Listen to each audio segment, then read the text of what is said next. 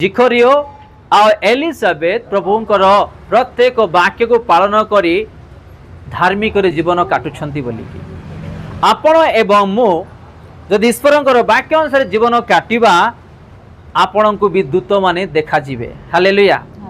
आपण माने भी दूत को देखि परिबे। प्रभु डारे असाध्य किछि भी नाही।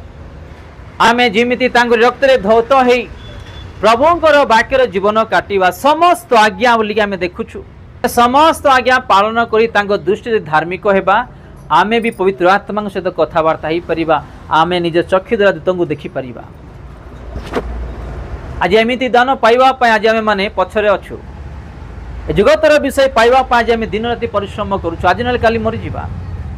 ए जगतर केहि भी बंची रहिबे नाही। आज आमे काई के आशीर्वाद रे बढ़ी पारुना हो।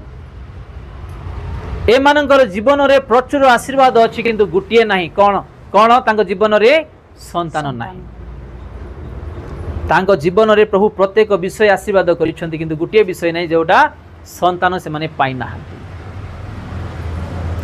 आज हम पाखे संतान अछि किंतु अलग आशीर्वाद हमें पाई ना हो कारण हमें ईश्वरंकर आज्ञा में पालन करू ना हो।